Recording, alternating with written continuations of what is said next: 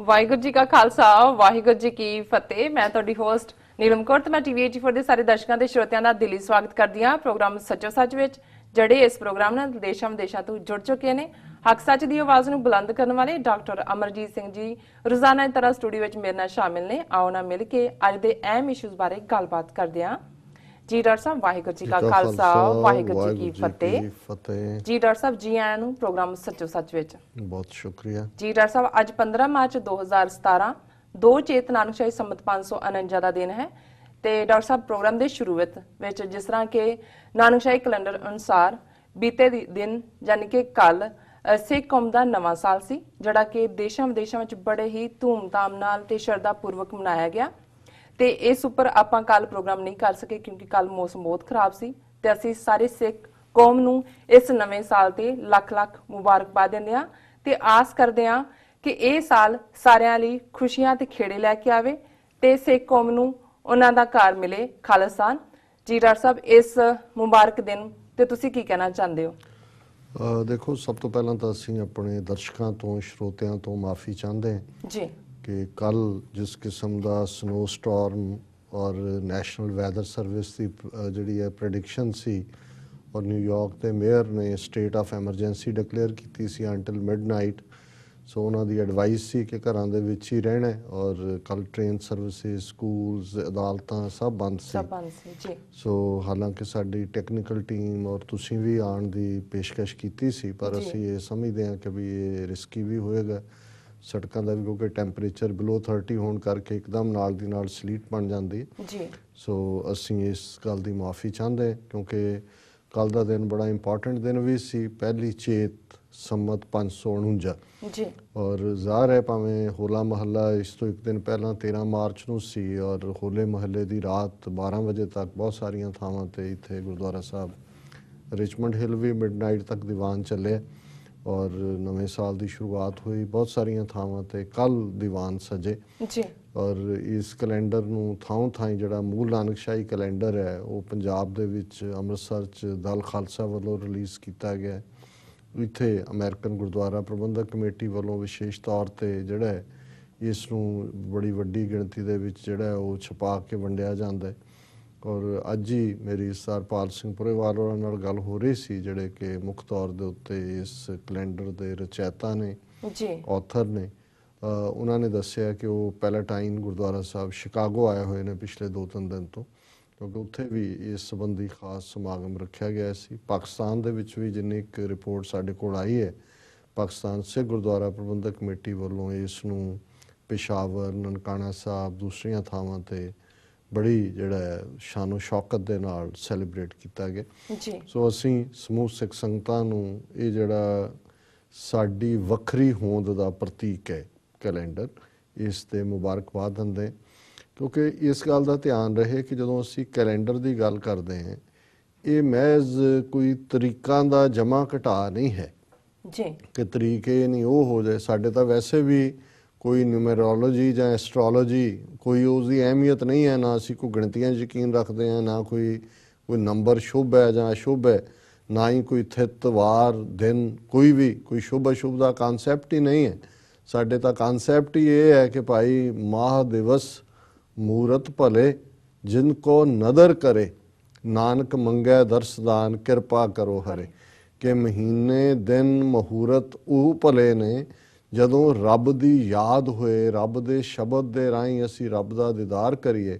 ਔਰ ਇਹੀ ਜਿਹੜੀ ਹੈ ਚਾਹਨ ਹੈ, ਨਾਨਕ ਮੰਗੈ ਦਰਸਦਾਨ ਕਿਰਪਾ ਕਰੋ ਹਰੇ, ਹੇ ਵਾਹਿਗੁਰੂ ਇਹ ਕਿਰਪਾ ਕਰੋ ਕਿ ਤੁਹਾਡੇ ਦਰਸ਼ਨ ਸਾਨੂੰ ਨਸੀਬ ਹੋਣ। ਔਰ ਇਸੇ ਤਰ੍ਹਾਂ ਜਦੋਂ ਅਸੀਂ ਜਪਜੀ ਸਾਹਿਬ ਪੜ੍ਹਦੇ ਹਾਂ, ਥਿਤ ਵਾਰ ਨਾ ਜੋਗੀ ਜਾਣੇ ਰੁੱਤ ਮਾਹੋ ਨਾ ਕੋਈ, ਜਾਂ ਕਰਤਾ ਸਿਰਠੀ ਕੋ ਸਾਜੇ ਆਪੇ ਜਾਣੇ ਸੋਈ, ਕਿਵ ਕਰ ਆਖਾਂ ਕਿਵ ਸਾਲਾਹੀ ਕਿਉਂ ਵਰਨੀ ਕਿਵ ਜਾਣਾ, ਨਾਨਕ ਆਖਣ ਸਭ ਕੋ ਆਖੈ ਇੱਕ ਦੂ ਇੱਕ ਸਿਆਣ, ਕਿ ਉਹੀ ਨਿਰੰਕਾਰ ਸਿਆਣਿਆਂ ਦਾ ਸਿਆਣਾ, ਉਹੀ ਕਿਸੇ ਥਿਤਵਾਰ ਦੇ ਨਾਲ ਉਸ ਦਾ ਭਲਾ ਬੁਰਾ ਕਿਸੇ ਮਨੁੱਖ ਦਾ ਨਹੀਂ ਜੁੜਿਆ ਹੋਇਆ। ਇਹ ਵੱਖਰੀ ਗੱਲ ਹੈ ਕਿ ਜਿਹੜੇ ਲੋਕ ਵਹਿਮਾਂ ਭਰਮਾਂ ਦਾ ਸ਼ਿਕਾਰ ਹੁੰਦੇ ਨੇ, ਜਿਹੜੇ ਲੋਕ ਆਪਣੇ ਆਪ 'ਚ ਵਿਸ਼ਵਾਸ ਨਹੀਂ ਰੱਖਦੇ, ਸਵੈ ਵਿਸ਼ਵਾਸ ਤੋਂ ਸਖਣੇ ਹੁੰਦੇ ਨੇ, ਉਹ ਇਸ ਕਿਸਮ ਦੇ ਸ਼ਗਨ ਅਪਸ਼ਗਨ ਥਿਤਵਾਰ ਸ਼ੁਭ ਅਸ਼ੁਭ ਔਰ ਇਹਦਾ ਨਾਂ ਹੀ ਬ੍ਰਾਹਮਣਵਾਦ ਹੈ। ਜੇ ਅਸੀਂ ਸਾਊਥ ਏਸ਼ੀਅਨ ਕੰਟੈਕਸਟ ਦੇਖੀਏ ਉਹਦਾ ਅਸੀਂ ਜ਼ਿਕਰ ਕਰਾਂਗੇ ਬਾਅਦ 'ਚ ਕਿ ਕਿਵੇਂ ਅੱਜ ਜਦੋਂ ਕਿ ਗੱਲ ਹੈ ਕਿ ਜੀ ਪੰਜਾਬ 'ਚ ਗਾਰਡ ਚੇਂਜ ਆਫ ਗਾਰਡ ਹੋਇਆ ਔਰ ਅਮਰਿੰਦਰ ਸਿੰਘ ਕਿਵੇਂ ਜਦੋਂ ਅਸੀਂ ਬ੍ਰਾਹਮਣਵਾਦ ਦਾ ਇੰਪੈਕਟ ਕਹਿੰਦੇ ਹਾਂ ਕਿਹੜੇ ਪਾਸਿਓਂ ਲੋਕ ਲੌਜਿਕ ਨਾਲ ਜਾਂ ਸਾਇੰਸ ਨਾਲ ਜਾਂ ਲੇਟੈਸਟ ਟੈਕਨੋਲੋਜੀ ਨਾਲ ਗੱਲ ਕਰਨ ਵਾਲੇ ਨੇ, ਕਿਉਂਕਿ ਇਹ ਤਾਂ ਬ੍ਰਾਹਮਣਵਾਦ ਦੀ 84 ਚੋਂ ਨਿਕਲੇ ਹੀ ਨਹੀਂ ਹੈ। ਉਹਨੇ ਸਹੁੰ ਚੁੱਕਣ ਦਾ ਟਾਈਮ ਆਪਣਾ 10:17 ਤੇ ਚੁੱਕਣੀ ਔਰ ਉਹਦੇ 'ਚ ਸੀ ਕਿ ਜੀ ਔਨ ਦਾ ਐਡਵਾਈਸ ਆਫ ਦਾ ਐਸਟ੍ਰੋਲੋਜਰਸ, ਜੋਤਸ਼ੀਆਂ ਦੀ ਸਲਾਹ ਦੇ ਉੱਤੇ। ਹੁਣ ਤੁਸੀਂ ਫਿਰ ਉਹ ਰਾਜ ਤੁਹਾਡਾ ਜੋਤਸ਼ੀ ਚਲਾਉਂਦੇ ਨੇ ਕਿ ਤੁਸੀਂ ਚਲਾਉਂਦੇ ਹੋ ਜੀ। ਲੇਕਿਨ ਸਾਡੇ ਲਈ ਜਦੋਂ ਅਸੀਂ ਕੈਲੰਡਰ ਦੀ ਗੱਲ ਕਰਦੇ ਹਾਂ ਔਰ ਇਸ ਦੀ ਅਹਿਮੀਅਤ ਇਸ ਲਈ ਹੈ ਕਿ ਇਹ ਸਾਡੀ ਵੱਖਰੀ ਪਛਾਣ, ਵੱਖਰੀ ਹੋਂਦ, ਸਿੱਖ ਧਰਮ ਦੀ ਵੱਖਰੀ ਮਾਨਤਾ ਦੇ ਸਫ਼ਰ ਦੇ ਵਿੱਚ, ਉਸ ਸੜਕ ਦੇ ਉੱਤੇ, ਉਸ ਸੰਘਰਸ਼ ਦੇ ਵਿੱਚ ਇੱਕ ਮੀਲ ਪੱਥਰ ਹੈ, ਇੱਕ ਮਾਈਲਸਟੋਨ ਹੈ ਜੀ। ਔਰ ਇਹ ਗੱਲ ਅਕਸਰ ਮੈਂ ਦੁਹਰਾਉਂਦਾ ਹਾਂ, ਯਾਦ ਵੀ ਕਰਵਾਉਂਦਾ ਕਿ ਜਦੋਂ ਅਸੀਂ ਦੁਨੀਆ ਦੇ ਵੱਡੇ ਧਰਮਾਂ ਦੀ ਗੱਲ ਕਰਦੇ ਹਾਂ ਜਿਨ੍ਹਾਂ ਦੇ ਵਿੱਚ ਜ਼ਾਹਰ ਹੈ ਈਸਾਈ ਧਰਮ ਹੈ, ਇਸਲਾਮ ਹੈ, ਹਿੰਦੂ ਧਰਮ ਹੈ, ਬੁੱਧ ਧਰਮ ਹੈ, ਔਰ ਉਹਦੇ ਤੁਸੀਂ ਦੇਖੋਗੇ ਕਿ ਕਿਵੇਂ ਕੈਲੰਡਰ ਦੀ ਅਹਿਮੀਅਤ ਕੀ ਹੈ। ਕਿ ਇਹ ਅਦਰਵਾਈਜ਼ ਤਾਂ ਕੋਈ ਡੇਟਾ ਰੱਖ ਲਓ, ਕੋਈ ਦਿਨ ਸੈਲੀਬ੍ਰੇਟ ਕਰ ਲਓ, ਉਹਦੇ ਨਾਲ ਕੀ ਫਰਕ ਪੈਂਦਾ। ਲੇਕਿਨ ਜਦੋਂ ਅਸੀਂ ਇਸ ਕੈਲੰਡਰ ਸਟੱਡੀ ਵੱਲ ਆਉਂਦੇ ਹਾਂ ਤਾਂ ਇੱਕ ਬੜੀ ਪਲੇਨ ਸਟੇਟਮੈਂਟ ਦਿੱਤੀ ਜਾਂਦੀ ਹੈ ਕਿ ਹਰ ਧਰਮ ਦਾ ਆਪਣਾ ਕੈਲੰਡਰ ਹੈ ਜੀ ਔਰ ਹਰ ਕੈਲੰਡਰ ਦਾ ਆਪਣਾ ਇੱਕ ਧਰਮ ਹੈ। ਹੁਣ ਇਹ ਇਵੇਂ ਹੀ ਹੈ ਜਿਵੇਂ ਕਿ ਜਦੋਂ ਅਸੀਂ ਦੇਖਦੇ ਹਾਂ ਕ੍ਰਿਸਚੀਅਨਿਟੀ ਦੇ ਹਵਾਲੇ ਨਾਲ, ਹੁਣ 31 ਦਸੰਬਰ ਦੀ ਰਾਤ ਜਿੰਨੇ ਇਕੱਠ ਗੁਰਦੁਆਰਿਆਂ 'ਚ ਹੁੰਦੇ ਨੇ ਉਹਨੇ ਸਾਲ ਦੇ ਹੋਰ ਕਿਸੇ ਓਕੇਜ਼ਨ ਤੇ ਨਹੀਂ ਹੁੰਦੇ ਜੀ ਜੀ। ਹੁਣ ਕਾਹਦੇ ਨਾਲ ਜੁੜਿਆ ਹੋਇਆ? ਜੀਸਸ ਕ੍ਰਾਈਸਟ ਦਾ ਜਨਮ ਜਿਹੜਾ ਉਸ ਦੇ ਸਾਲ ਦੇ ਨਾਲ 1 ਜਨਵਰੀ ਤੋਂ, ਜਦੋਂ ਅਸੀਂ ਹੁਣ 2017 'ਚ ਗੱਲ ਕਰ ਰਹੇ ਹਾਂ ਤੇ ਜੀਸਸ ਨੂੰ ਦੇ ਜਨਮ ਦੇ ਨਾਲ ਜੁੜਿਆ ਹੋਇਆ ਇਹ ਸਾਲ ਹੈ ਔਰ ਇਸੇ ਲਈ ਇਹਦੇ ਨਾਲ AD ਲਿਖਿਆ ਜਾਂਦਾ ਹੈ, ਐਨੋ ਡੋਨੀ ਇਨ ਦਾ ਈਅਰ ਆਫ ਆਵਰ ਲਾਰਡ। ਸੋ ਜਦੋਂ ਜੀਸਸ ਨੂੰ ਕਰੂਸੀਫਾਈ ਕੀਤਾ ਗਿਆ, ਸਲੀਬ ਤੇ ਚੜਾਇਆ ਗਿਆ, ਤਾਂ ਉਹਦੇ ਨਾਲ ਜੀਸਸ ਦੇ 2 ਹੋਰ ਆਮ ਕ੍ਰਿਮੀਨਲ ਵੀ ਜਿਹੜੇ ਨੇ ਉਹ ਸਲੀਬ ਤੇ ਚੜਾਏ ਗਏ ਸੀ। ਇਹ ਪ੍ਰਭਾਵ ਦੇਣ ਦੇ ਲਈ ਕਿ ਸਾਡਾ ਜਿਹੜਾ ਇਹ ਇੱਕ ਆਰਡਨਰੀ ਬੰਦਾ ਸੀ ਔਰ ਆਰਡਨਰੀ ਕ੍ਰਾਈਮ ਇਹਨੇ ਬਲੈਸਫੇਮੀ ਕੀਤੀ, ਆਪਣੇ ਆਪ ਨੂੰ ਸਨ ਆਫ ਗॉड ਕਿਹਾ ਔਰ ਜਿਊਜ਼ ਦੀ ਜਿਹੜੀ ਉਹਨਾਂ ਦਾ ਜਿਹੜੀ ਕੌਂਸਲ ਸੀ ਉਹਨਾਂ ਨੇ ਉਹਨੂੰ ਬਲੈਸਫੇਮੀ ਕਿ ਭਾਈ ਇਹ ਧਰਮ ਦੀ ਜਿਹੜੀ ਹੈ ਉਹ ਈਸ਼ ਨਿੰਦਾ, ਜਿਹਦੇ ਲਈ ਅੱਜ ਕੱਲ੍ਹ ਸ਼ਬਦ ਇਸਤੇਮਾਲ ਕੀਤਾ ਜਾਂਦਾ। ਔਰ ਕਈ ਦਹਾਕੇ ਬਾਅਦ ਤੱਕ ਕੋਈ ਨਾਮੋ ਨਿਸ਼ਾਨ ਵੀ ਨਹੀਂ ਸੀ ਜਦੋਂ ਫਿਰ ਰੋਮਨ ਐਮਪਾਇਰ ਜਿਨ੍ਹਾਂ ਦੇ ਰਾਜ ਦੇ ਵਿੱਚ ਸਲੀਬ ਦਿੱਤੀ ਗਈ ਉਹ ਈਸਾਈ ਬਣੇ। ਦੁਨੀਆ ਦੇ ਵਿੱਚ ਹੌਲੀ ਹੌਲੀ ਈਸਾਈਅਤ ਦਾ ਪਸਾਰਾ ਹੋਇਆ। ਯੂਰਪ ਦੇ ਵਿੱਚ ਜਿਹੜਾ ਜੌਨ ਪੌਲ ਦੇ ਨਾਲ ਇਹ ਮਜ਼ਹਬ ਆਇਆ ਔਰ ਫਿਰ ਜਿੱਧਰ ਇਹਨਾਂ ਨੇ ਦੁਨੀਆ ਨੂੰ ਕੋਲੋਨਾਈਜ਼ ਕੀਤਾ। ਫਿਰ ਜਿੱਥੇ ਜਿੱਥੇ ਈਸਾਈ ਗਏ ਉੱਥੇ ਕ੍ਰਿਸਚੀਅਨਿਟੀ ਗਈ ਔਰ ਜਿਹੜਾ ਜੀਸਸ ਦੇ ਜਨਮ ਦਾ ਸਾਲ ਹੈ ਉਹ ਅੱਜ ਦੁਨੀਆ ਦੇ ਵਿੱਚ ਕ੍ਰਿਸਮਸ ਨਾਲ ਰਿਲੇਟਡ ਹੌਲੀਡੇਜ਼ ਕਲਚਰਲ ਵੀ ਬਣ ਗਈਆਂ ਔਰ ਕੋਈ ਇਹਦੇ ਤੇ ਕੋਈ ਸਵਾਲ ਹੀ ਨਹੀਂ ਕਰ ਸਕਦਾ। ਇਹ ਹੈ ਰਾਜ ਸ਼ਕਤੀ ਦੀ ਤਾਕਤ। ਜੇ ਈਸਾਈਆਂ ਦੇ ਕੋਲ ਪੋਲੀਟੀਕਲ ਪਾਵਰ ਨਾ ਹੁੰਦੀ, ਉਹਨਾਂ ਦੀ ਹੋਂਦ ਨੂੰ ਕਿਹਨੇ ਪੁੱਛਣਾ ਸੀ? ਇਵੇਂ ਹੀ ਰੁਲ ਜਾਣਾ ਸੀ ਜਿਵੇਂ ਹੋਰ ਵੀ ਕਈ ਥਾਟ ਆਏ ਚਲੇ ਗਏ। ਹੁਣ ਇਸੇ ਤਰ੍ਹਾਂ ਅਸੀਂ ਇਸਲਾਮ ਦੇ ਹਵਾਲੇ ਨਾਲ ਦੇਖਦੇ ਹਾਂ, ਹਜ਼ਰਤ ਮੁਹੰਮਦ ਸਾਹਿਬ ਦਾ ਜਨਮ ਮੱਕੇ ਦੇ ਵਿੱਚ ਹੁੰਦਾ ਔਰ ਸਿਚੁਏਸ਼ਨ ਐਸੀ ਬਣਦੀ ਹੈ ਕਿਉਂਕਿ ਸਾਰਾ ਮੱਕੇ ਦੇ ਬਹੁਤੇ ਜਿਹੜੇ ਨੇ ਉਹ ਬੁੱਤ ਪ੍ਰਸਤ ਨੇ, ਮੱਕਾ ਸ਼ਰੀਫ ਦੇ ਅੰਦਰ ਵੀ ਬੁੱਤ ਰੱਖੇ ਹੋਏ ਸੀ ਔਰ ਜਦੋਂ ਕਿ ਹਜ਼ਰਤ ਸਾਹਿਬ ਆਪਣਾ ਮੈਸੇਜ ਦਿੰਦੇ ਨੇ ਇਸਲਾਮ ਦਾ ਔਰ ਬੁੱਤ ਪ੍ਰਸਤੀ ਦੇ ਖਿਲਾਫ, ਜ਼ਾਹਰ ਹੈ ਇੱਕ ਸਟੇਜ ਐਸੀ ਆਉਂਦੀ ਹੈ ਵੀ ਉਹਨਾਂ ਦਾ ਜ਼ੋਰ ਪੈ ਜਾਂਦਾ ਮੱਕੇ ਵਾਲਿਆਂ ਦਾ ਔਰ ਉਹਨਾਂ ਨੂੰ ਆਪਣੇ 40 ਫੋਲੋਅਰਸ ਦੇ ਨਾਲ ਜਿਹੜਾ ਉੱਥੋਂ ਹਿਜਰਤ ਕਰਨੀ ਪੈਂਦੀ ਹੈ, ਉੱਥੋਂ ਜਾਣਾ ਪੈਂਦਾ। ਮਦੀਨੇ ਜਾ ਕੇ ਉਹ ਰੁਕਦੇ ਨੇ ਔਰ ਬਾਅਦ ਦੇ ਵਿੱਚ ਫਿਰ ਵਾਪਸ ਆ ਕੇ ਮੱਕਾ ਲੈਂਦੇ ਨੇ, ਵਿਕਟਰੀ ਹੁੰਦੀ ਹੈ ਜੀ। ਹੁਣ ਜੇ ਅਸੀਂ ਦੇਖੀਏ ਵੀ ਜਿਉਂ-ਜਿਉਂ ਫਿਰ ਇਸਲਾਮ ਫੈਲਦਾ ਚਲਾ ਗਿਆ, ਅੱਜ ਦੁਨੀਆ ਦੇ ਵਿੱਚ 57 ਦੇ ਕਰੀਬ ਮੁਲਕ ਜਿਹੜੇ ਨੇ ਉਹ ਇਸਲਾਮ ਨੂੰ ਮੰਨਣ ਵਾਲੇ ਨੇ, 1.5 ਬਿਲੀਅਨ ਤੋਂ ਜ਼ਿਆਦਾ ਲੋਕ ਨੇ। ਹੁਣ ਜੇ ਇਸਲਾਮ ਨੂੰ ਮੰਨਣ ਵਾਲਿਆਂ ਦੇ ਕੋਲ ਪੋਲੀਟੀਕਲ ਪਾਵਰ ਆਈ, ਰਾਜ ਸੱਤਾ ਆਈ, ਤੇ ਫਿਰ ਉਹੀ ਵਰਾ ਜਿਹੜਾ ਉਹਨਾਂ ਦੀ ਹਿਜਰਤ ਦਾ ਸੀ ਮੱਕੇ ਤੋਂ ਮਦੀਨੇ ਦਾ, ਉਹ ਹਿਜਰੀ ਕੈਲੰਡਰ ਬਣ ਗਿਆ, ਹਿਜਰੀ ਸਾਲ ਬਣ ਗਿਆ। ਹੁਣ ਇਸਲਾਮਿਕ ਦੁਨੀਆ ਦੇ ਅੰਦਰ ਜਿੰਨੇ ਉਹਨਾਂ ਦੇ ਦਿਨ ਨੇ ਉਹ ਹਿਜਰੀ ਕੈਲੰਡਰ ਦੇ ਮੁਤਾਬਕ ਮਨਾਏ ਜਾਂਦੇ ਨੇ। ਸੋ ਜੇ ਪੋਲੀਟੀਕਲ ਪਾਵਰ ਨਾ ਆਉਂਦੀ ਤੇ ਫਿਰ ਹਿਜਰੀ ਸੰਮਤ ਨਹੀਂ ਸੀ ਹੋਣਾ। ਇਸੇ ਤਰ੍ਹਾਂ ਅਸੀਂ ਚਾਈਨਾ ਦੇ ਲੋਕਾਂ ਦਾ ਜਿਹੜਾ ਉਹਨਾਂ ਦਾ ਆਪਣਾ ਕੈਲੰਡਰ ਹੈ, ਈਵਨ ਜ਼ੋਰੈਸਟਰੀਅਨ ਛੋਟੇ ਜਿਹੇ ਨੇ ਉਹਨਾਂ ਦਾ ਆਪਣਾ ਕੈਲੰਡਰ ਹੈ, ਔਰ ਵਿਕਰਮਾਦਿੱਤ ਜਿਹਦੇ ਨਾਲ ਹਿੰਦੂ ਕੈਲੰਡਰ ਵਿਕਰਮਾਦਿੱਤ ਦਾ ਹੈ। ਔਰ ਇਹ ਜਿਹੜਾ ਵਿਕਰਮਾਦਿੱਤ ਦਾ ਕੈਲੰਡਰ ਹੈ ਇਹ ਜਿਹੜਾ 57 ਸਾਲ ਪੁਰਾਣੇ ਜੀਸਸ ਦੇ ਜਨਮ ਦੇ ਨਾਲੋਂ, ਜੇ ਹੁਣ 2017 ਇਧਰ ਚੱਲ ਰਿਹਾ ਤੇ ਤੁਸੀਂ ਇਸ ਦੇ ਵਿੱਚ 57 ਸਾਲ ਹੋਰ ਰਲਾ ਦਿਓ, ਉਹ ਬਿਕਰਮੀ ਸੰਮਤ ਬਣਦਾ। ਹੁਣ ਜਦੋਂ ਇਹ ਗੱਲ ਸਿਰਫ ਡੇਟਾਂ ਦੀ ਨਹੀਂ ਹੁੰਦੀ, ਜਦੋਂ ਕੈਲੰਡਰ ਕੈਲਕੂਲੇਟ ਹੁੰਦੇ ਨੇ ਇੱਕ ਥਾਂ ਮਿਥਲਾ ਹੀ ਜਾਂਦੀ ਹੈ, ਜਿਹੜਾ ਵੀ ਉਸ ਧਰਮ ਦਾ ਸੈਂਟਰ ਹੁੰਦਾ ਹੈ ਜਾਂ ਜਿਹੜਾ ਬਾਦਸ਼ਾਹ ਦੇ ਸਮੇਂ 'ਚ ਹੁੰਦਾ ਹੈ, ਉਹਦੇ 'ਚ ਸਭ ਤੋਂ ਪਹਿਲਾਂ ਕੈਲਕੂਲੇਟ ਸਨ ਰਾਈਜ਼ ਔਰ ਸਨ ਸੈੱਟ ਦੇ ਸਮੇਂ ਨੂੰ ਕੀਤਾ ਜਾਂਦਾ ਕਿ ਹੁਣ ਜਿਵੇਂ ਬਿਕਰਮੀ ਕੈਲੰਡਰ ਹੈ ਜਿਹੜਾ ਹਿੰਦੂ ਕੈਲੰਡਰ ਹੈ, ਕੈਲੰਡਰਾਂ ਦਾ ਜਿਹੜਾ ਐਲਮੈਨਕ ਹੈ ਉਹਦੇ 'ਚ ਲਿਖਿਆ ਹੋਇਆ ਹੈ ਹਿੰਦੂ ਕੈਲੰਡਰ। ਹੁਣ ਉਹਦੇ 'ਚ ਜਿਹੜਾ ਸੂਰਜ ਚੜ੍ਹਨ ਦਾ ਸਮਾਂ ਹੈ, ਜਦੋਂ ਸੂਰਜ ਦੀਆਂ ਪਹਿਲੀਆਂ ਕਿਰਨਾਂ ਉਜੈਨ ਦੇ ਇੱਕ ਪ੍ਰਮੁੱਖ ਮੰਦਿਰ ਦੇ ਉੱਤੇ ਪੈਂਦੀਆਂ ਨੇ ਤੇ ਇਹ ਸੂਰਜ ਚੜ੍ਹਨ ਦਾ ਸਮਾਂ ਨਿਯਤ ਹੁੰਦਾ ਹੈ। ਫਿਰ ਜਦੋਂ ਉੱਥੋਂ ਸੂਰਜ ਅਸਤ ਹੁੰਦਾ ਹੈ, ਉਹ ਸੂਰਜ ਅਸਤ ਹੋਣ ਦਾ ਸਮਾਂ, ਇੱਥੋਂ ਤੁਸੀਂ ਕੈਲਕੂਲੇਸ਼ਨ ਸ਼ੁਰੂ ਕਰਦੇ ਹੋ। ਹੁਣ ਨਾਨਕਸ਼ਾਹੀ ਕੈਲੰਡਰ 'ਚ ਪੁਰੇਵਾਲ ਸਾਹਿਬ ਨੇ, ਸਰਪਾਲ ਸਿੰਘ ਪੁਰੇਵਾਲ, ਉਹਨੇ ਲਗਭਗ ਅੱਧੀ ਸਦੀ ਦੁਨੀਆ ਦੇ ਕੈਲੰਡਰਸ ਦੂਸਰੇ ਉਹਨਾਂ ਨੂੰ ਸਟੱਡੀ ਕੀਤਾ। ਉਹਨਾਂ ਦਾ ਮੈਥਮੈਟਿਕਸ ਜਿਹੜਾ ਹੈ ਉਹ ਸਬਜੈਕਟ ਵੀ ਸੀ, ਪੜ੍ਹਾਉਂਦੇ ਰਹੇ ਸੀ। ਫਰਦਰ ਉਹਨਾਂ ਨੇ ਫਿਰ 500 ਸਾਲ ਦੀ ਸਿੱਖ ਹਿਸਟਰੀ, ਕਿਉਂਕਿ ਬਹੁਤੀਆਂ ਸਿੱਖ ਹਿਸਟਰੀ ਦੀਆਂ ਡੇਟਾਂ ਜਿਹੜੀ ਹਿੰਦੂ ਹਿਸਟੋਰੀਅਨਸ ਲਿਖੀਆਂ ਉਹ ਜ਼ਾਹਰ ਹੈ ਬਿਕਰਮੀ ਕੈਲੰਡਰ ਮੁਤਾਬਕ ਸੀ। ਜਿਹੜੀਆਂ ਇਸਲਾਮਿਕ ਰਿਕਾਰਡ ਦੇ ਵਿੱਚ ਸੀ, ਕੋਰਟ ਰਿਕਾਰਡ ਜਿਹੜਾ ਲਾਹੌਰ ਦਾ ਜਾਂ ਦਿੱਲੀ ਦਾ ਜਾਂ ਇਸਲਾਮਿਕ, ਉਹਨਾਂ ਨੇ ਹਿਜਰੀ ਕੈਲਕੂਲੇਟ ਕੀਤਾ ਸੀ। ਸੋ ਉਹਨਾਂ ਨੇ ਹਿਜਰੀ ਕੈਲੰਡਰ ਦੀ ਕੰਪਲੀਟ ਸਟੱਡੀ, ਬਿਕਰਮੀ ਕੈਲੰਡਰ, ਔਰ ਉਹਨਾਂ ਡੇਟਸ ਨੂੰ ਪਹਿਲਾਂ ਕਨਵਰਟ ਕੀਤਾ ਜੀ। ਔਰ ਨਾਨਕਸ਼ਾਹੀ ਕੈਲੰਡਰ 'ਚ ਸੂਰਜ ਚੜ੍ਹਨ ਤੇ ਸੂਰਜ ਅਸਤ ਹੋਣ ਦਾ ਸਮਾਂ, ਜਦੋਂ ਸੂਰਜ ਦੀਆਂ ਪਹਿਲੀਆਂ ਕਿਰਨਾਂ ਹਰਮੰਦਰ ਸਾਹਿਬ ਦੇ ਉੱਤੇ ਪੈਂਦੀਆਂ ਨੇ, ਔਰ ਇਸ ਦੇ ਲਈ ਦਰਬਾਰ ਸਾਹਿਬ ਦਾ ਅੰਮ੍ਰਿਤਸਰ ਸ਼ਹਿਰ ਦਾ ਜਿਹੜਾ ਹੈ, ਜਿਸ ਨੂੰ ਤੁਸੀਂ ਲੌਂਜੀਚੂਡ ਤੇ ਲੈਟੀਚੂਡ ਕਹਿੰਦੇ ਹੋ, ਰਕਸ਼ਾਂਸ਼ ਤੇ ਰੇਖਸ਼ਾਂਸ਼ ਤੇ ਅਕਸ਼ਾਂਸ਼, ਹਾਂਜੀ, ਲੈਟੀਚੂਡ ਔਰ ਲੌਂਜੀਚੂਡ, ਇਹਨੂੰ ਕੈਲਕੂਲੇਟ ਕੀਤਾ। ਔਰ ਪਹਿਲੀਆਂ ਕਿਰਨਾਂ ਜਿਹੜੀਆਂ ਦਰਬਾਰ ਸਾਹਿਬ ਤੇ ਪੈਂਦੀਆਂ ਸਵੇਰੇ ਸੂਰਜ ਜਦੋਂ ਚੜ੍ਹਦੇ, ਉਹ ਉਹਦਾ ਸਨਰਾਈਜ਼ ਦਾ ਟਾਈਮ ਹੈ, ਔਰ ਉਹਦੇ 'ਚ ਜਿਹੜਾ ਸਨਸੈਟ ਦਾ ਫਿਰ ਟਾਈਮ ਵੀ ਉਹਦੇ ਮੁਤਾਬਕ ਕੈਲਕੂਲੇਟ ਕੀਤਾ ਗਿਆ।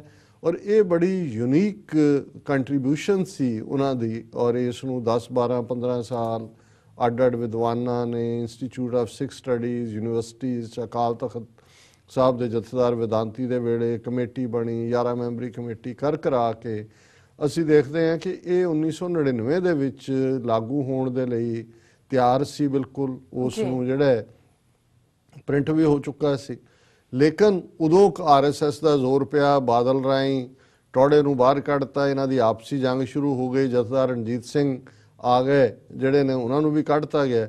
ਸੋ ਉਦੋਂ 1999 'ਚ ਜਦੋਂ ਕਿ ਇਹ ਇੱਕ ਯੂਨੀਕ ਗੱਲ ਹੋਣੀ ਸੀ ਕਿ ਖਾਲਸਾ ਸਾਜਨਾ ਦੇ 300ਵੇਂ ਵਰ੍ਹੇ ਦੇ ਉੱਤੇ ਇਹਨੂੰ ਰਿਲੀਜ਼ ਕੀਤਾ, ਇਹਨੂੰ ਰੋਕ ਲਿਆ ਗਿਆ। ਔਰ ਫਿਰ 2003 ਦੇ ਵਿੱਚ ਦੁਬਾਰਾ ਜਦੋਂ ਕਿ ਜਥੇਦਾਰ ਵਿਦਾਂਤੀ ਜਿਹੜੇ ਨੇ ਉਹ ਜਥੇਦਾਰ ਬਣੇ, ਔਰ ਜਿਹੜੇ ਜਿਵੇਂ ਹੁਣ ਕਿਰਪਾਲ ਸਿੰਘ ਬਡੂੰਗਰ ਪ੍ਰੈਜ਼ੀਡੈਂਟ ਨੇ, SGPC ਦੇ ਪ੍ਰੈਜ਼ੀਡੈਂਟ ਬਣੇ, ਇਸ ਵੇਲੇ 2003 'ਚ ਇਹ ਕੈਲੰਡਰ ਲਾਗੂ ਕੀਤਾ ਗਿਆ। ਹੁਣ ਜਦੋਂ ਇਸ ਕੈਲੰਡਰ ਦਾ ਆਧਾਰ ਜਿਵੇਂ ਮੈਂ ਦੱਸਿਆ ਵੀ ਟਾਈਮਿੰਗ ਦਾ ਇਹ ਹੈ, ਤੇ ਜਿਹੜੇ ਮਹੀਨੇ ਨੇ, ਕਿਉਂਕਿ ਜਦੋਂ ਅਸੀਂ ਦੇਖਦੇ ਹਾਂ, ਬੇਸ਼ੱਕ ਸਾਡੇ ਦੂਸਰੇ ਪਾਸੇ ਲਹਿੰਦੇ ਪੰਜਾਬ ਦੇ ਪੰਜਾਬੀ ਵੀਰ ਵੀ, ਉਹਨਾਂ ਦੇ ਬਜ਼ੁਰਗ ਅੱਜ ਵੀ ਉਹਨੂੰ ਦੇਸੀ ਮਹੀਨੇ ਕਹਿ ਕੇ, ਉਹ ਇੰਨੇ ਚੇਤ ਹੈ, ਇੰਨਾ ਵਿਸਾਖ ਹੈ, ਜੇਠ ਹਾੜ, ਇਹਨਾਂ ਮਹੀਨਿਆਂ ਦਾ ਕੋਈ ਧਰਮ ਨਾਲ ਸੰਬੰਧ ਨਹੀਂ ਸੀ, ਕਿਉਂਕਿ ਇਹ ਉੱਥੇ ਸਦੀਆਂ ਤੋਂ, ਸਿੱਖੀ ਤੋਂ ਵੀ ਪਹਿਲਾਂ ਜਿਹੜਾ ਚੇਤ, ਵਿਸਾਖ, ਜੇਠ, ਹਾੜ, ਸਾਵਣ, ਭਾਦੋ, ਅੱਸੂ, ਕੱਤਕ, ਮੱਘਰ, ਪੋਹ, ਮਾਹ, ਫੱਗਣ, ਇਹ 12 ਮਹੀਨਿਆਂ ਦਾ ਸੀ। ਹੁਣ ਗੁਰੂ ਸਾਹਿਬ ਨੇ ਜਦੋਂ ਮੈਸੇਜ ਦੇਣ ਦੇ ਲਈ ਇਸ ਨੂੰ ਚੁਣਿਆ, ਤੇ ਉਹਨਾਂ ਨੇ ਵੀ ਜਿਹੜੇ 12 ਮਹੀਨਿਆਂ ਦਾ ਜ਼ਿਕਰ ਕੀਤਾ ਹੈ। ਜਿਵੇਂ ਅਸੀਂ ਜ਼ਿਕਰ ਕਰਦੇ ਹਾਂ ਕਿ 2 12ਵਾਂ ਗੁਰੂ ਗ੍ਰੰਥ ਸਾਹਿਬ 'ਚ ਨੇ, ਇੱਕ 12ਵਾਂ ਤੁਖਾਰੀ ਹੈ ਜਿਹੜਾ ਗੁਰੂ ਨਾਨਕ ਸਾਹਿਬ ਨੇ ਰਚਿਆ, ਇੱਕ 12ਵਾਂ ਮਾਝ ਹੈ ਜਿਹੜਾ ਗੁਰੂ ਅਰਜਨ ਸਾਹਿਬ ਨੇ ਰਚਿਆ। ਸੋ ਉਹਨਾਂ ਨੇ ਇਹਨਾਂ 12 ਮਹੀਨਿਆਂ ਨੂੰ, ਔਰ ਉਹਦੇ 'ਚ ਜਦੋਂ ਤੁਸੀਂ ਹਰ ਮਹੀਨੇ ਨੂੰ ਦਾ ਪਾਠ ਕਰਦੇ ਹੋ ਤੇ ਤੁਹਾਨੂੰ ਇੱਕਦਮ ਉਹ ਮੌਸਮ, ਪੰਜਾਬ ਇੱਕ ਐਸਾ ਡਿਸਟਿੰਕਟ ਖਿੱਤਾ ਹੈ ਧਰਤੀ ਦਾ ਜਿੱਥੇ 6 ਰੁੱਤਾਂ ਪੂਰੇ ਜੋਬਨ ਤੇ ਚੜ੍ਹਦੀਆਂ। ਇੱਥੇ ਤਾਂ ਪਤਾ ਨਹੀਂ ਲੱਗਦਾ ਕਦੋਂ ਮੀਂਹ ਆ ਗਿਆ, ਕਦੋਂ ਸਨੋ ਦੇ ਠੀਕ ਹੈ ਫਿਕਸ ਮਹੀਨੇ ਨੇ, ਲੇਕਿਨ ਇੱਥੇ ਮੀਂਹ ਸਰਦੀਆਂ 'ਚ ਵੀ ਪੈਂਦੇ ਨੇ, ਕੋਈ ਗਰਮੀਆਂ ਉਸ ਕਿਸਮ ਦੀਆਂ ਮਾਰਕਡ ਨਹੀਂ ਹੁੰਦੀਆਂ। ਹੁਣ ਜੇ ਸਾਡੀ ਇਹ ਗਰਮੀ ਦੇਖਣੀ ਹੈ ਤੇ ਫਿਰ ਤੁਸੀਂ ਜੇਠ ਹਾੜ ਦੇਖੋ। ਜੇ ਤੁਸੀਂ ਮੀਂਹ ਦੇਖਣੇ ਨੇ, ਮੌਨਸੂਨ ਹੈ, ਕਿੰਨੇ ਗੀਤ ਗਾਣੇ, ਲੋਕ ਗੀਤ, ਪੂੜੇ, ਖੀਰ, ਸਭ ਕੁਝ ਸਾਵਣ ਭਾਦੋ ਨਾਲ ਜੁੜਿਆ ਹੋਇਆ ਹੈ ਜੀ। ਸਾਰਾ ਜਿਹੜਾ ਉਹ ਰੋਮਾਂਸ ਸੀ ਜਿਹੜਾ ਹੈ ਉਹ ਸਾਵਣ ਦੇ ਮਹੀਨੇ ਦੇ ਨਾਲ ਜੋੜ ਦਿੱਤਾ ਹੈ, ਕਿਉਂਕਿ ਜ਼ਾਹਰ ਹੈ ਕਿ ਉਹ ਪੀਰੀਅਡ ਹੈ, ਚਾਰ ਚਫੇਰੇ ਮੀਂਹ ਨੇ ਔਰ ਗਰਮੀ ਸਿਰੇ ਦੀ ਹੋ ਕੇ ਹਟੀ ਹੈ ਜੀ। ਮੀਂਹੋਂ ਪਿਆ ਪਰਮੇਸ਼ਰ ਪਾਇਆ, ਜੀ ਜੰਤ ਸਭ ਚਾਰ ਚਫੇਰੇ ਇੱਕ ਠੰਡ ਵਰਤ ਜਾਂਦੀ ਹੈ। ਔਰ ਉਸ ਸਾਰੇ 'ਚ ਅਸੀਂ ਦੇਖਦੇ ਹਾਂ ਕਿ ਫਿਰ ਜਦੋਂ ਇਸ ਕਿਸਮ ਦਾ ਪੰਜਾਬ ਦੇ ਵਿੱਚ, ਹੁਣ ਤਾਂ ਉਹਨਾਂ ਨੇ ਦਰਖਤ ਵੀ ਕੱਟ ਦਿੱਤੇ ਨੇ, ਪੰਛੀ ਵੀ ਨਹੀਂ ਨੇ, ਫਿਰ ਜਿਨ੍ਹਾਂ ਮਹੀਨਿਆਂ ਦੇ ਵਿੱਚ ਅੰਬ ਪੱਕਦੇ ਨੇ, ਕੋਇਲ ਹੈ। ਸੋ ਤੁਸੀਂ ਗੁਰਬਾਣੀ ਪੜ੍ਹਦੇ ਹੋ, ਗੁਰਬਾਣੀ ਸਿਰਫ ਇੱਕ ਰੱਬ ਨਾਲ ਜੋੜਨ ਦੀ ਗੱਲ ਨਹੀਂ ਹੈ, ਤੁਸੀਂ ਉਸ ਖਿੱਤੇ ਦੀ ਖੁਸ਼ਬੂ ਨੂੰ ਮਹਿਸੂਸ ਕਰਦੇ ਹੋ। ਹੁਣ ਜੇ ਚੇਤ ਮਹੀਨੇ ਦਾ ਗੱਲ ਜਿੱਥੋਂ ਸ਼ੁਰੂਆਤ ਹੋਈ, ਗੁਰੂ ਨਾਨਕ ਸਾਹਿਬ ਦਾ ਜਿਹੜਾ ਰਚਿਤ 12ਵਾਂ ਰਾਗ ਤੁਖਾਰੀ ਦੇ ਵਿੱਚ ਹੈ, ਚੇਤ ਬਾਰੇ ਹੈ। ਚੇਤ ਬਸੰਤ ਭਲਾ ਭੰਵਰ ਸੁਹਾਵੜੇ, ਬਨ ਫੂਲੇ ਮੰਝ ਬਾਰ, ਮੈਂ ਫਿਰ ਘਰ ਬੌੜੇ। ਹੁਣ ਚੇਤ ਬਸੰਤ ਭਲਾ ਭੰਵਰ ਸੁਹਾਵੜੇ, ਹੁਣ ਫੁੱਲ ਖਿੜਦੇ ਨੇ, ਚਾਰ ਚਫੇਰੇ ਭੌਰੇ ਜਿਹੜੇ ਨੇ ਉਹ ਘੁੰਮ ਰਹੇ ਨੇ ਜੀ। ਔਰ ਚਾਰ ਚਫੇਰੇ ਇੱਕ ਸਪਰਿੰਗ ਦਾ ਜਿਹੜੀ ਹੈ ਇੱਕ ਫਿਜ਼ਾ ਦੇ ਵਿੱਚ ਇੱਕ ਚਾਹ ਹੈ, ਬਸ ਜਿਹੜਾ ਉਸ ਦੇ ਵਿੱਚ ਇੱਕ ਬਸੰਤ ਵਾਲਾ ਰੰਗ ਹੈ। ਔਰ ਭੌਰੇ ਚਾਰ ਚਫੇਰੇ ਨੇ, ਬਨ ਫੂਲੇ ਮੰਝ ਬਾਰ, ਹੁਣ ਵਨਾਂ ਦੇ ਵਿੱਚ ਵੀ ਦਰਖਤਾਂ ਦੇ ਵੀ ਫੁੱਲ ਲੱਗਦੇ ਨੇ, ਮੰਝ ਸੈਂਟਰ ਦੇ ਵਿੱਚ, ਬਾਰ ਜੰਗਲ ਨੂੰ ਵੀ ਕਹਿੰਦੇ ਨੇ। ਔਰ ਉਸ ਬਾਰ ਦਾ ਇਲਾਕਾ ਨਨਕਾਣਾ ਸਾਹਿਬ ਵੀ ਉਸ ਬਾਰ ਦੇ ਵਿੱਚ ਹੀ ਆ ਜਾਂਦਾ ਸੀ। ਫਿਰ ਘਰ ਬਹੁਤ, ਹੁਣ ਇਹ ਹੈ ਕਿ ਜਿੱਥੇ ਸੈਪਰੇਸ਼ਨ ਉਹ ਪਤੀ ਪਤਨੀ ਦੀ, ਜੇ ਹੁਣ ਚਾਰ ਚਫੇਰੇ ਇੱਕ ਸੁਹਾਵਣਾ ਮੌਸਮ ਹੈ ਔਰ ਤੁਹਾਡਾ ਜੇ ਗ੍ਰਸਤ ਜੀਵਨ ਦੇ ਵਿੱਚ ਪਤੀ ਦੇ ਨੇੜੇ ਪਤਨੀ ਨਹੀਂ ਹੈ, ਜਾਂ ਉਹ ਦੂਰ ਨੇ, ਵਿਛੜੇ ਹੋਏ ਨੇ, ਪਰਦੇਸ ਹੈ, ਬੇਸ਼ੱਕ ਇਹ ਸਾਰੇ ਅਲੰਕਾਰ ਰੱਬ ਨਾਲ ਵਿੱਥ ਨੂੰ ਲੈ ਕੇ ਵੀ ਉਹਨਾਂ ਦੀ ਅਹਿਮੀਅਤ ਉਹਦੇ ਨਾਲ ਹੀ ਜੋੜ ਕੇ ਹੈ ਕਿ ਭਾਈ ਜਦੋਂ ਚਾਰ ਚਫੇਰਾ ਕੁਦਰਤ ਆਪਣੇ ਰੰਗ 'ਚ ਹੈ ਤੇ ਹੇ ਮੇਰੀ ਰੂਹ ਤੂੰ ਆਪਣੇ ਪਿਆਰੇ ਦੇ ਰੰਗ 'ਚ ਕਿਉਂ ਨਹੀਂ ਰੰਗੀ ਹੋਈ। ਸੋ ਇਹਨਾਂ ਮਹੀਨਿਆਂ ਨੂੰ ਹੀ ਜਦੋਂ ਨਾਨਕਸ਼ਾਹੀ ਕੈਲੰਡਰ ਦਾ ਇਹ 2003 ਦੇ ਵਿੱਚ ਮੂਲ ਰੂਪ 'ਚ ਲਾਗੂ ਹੋਇਆ,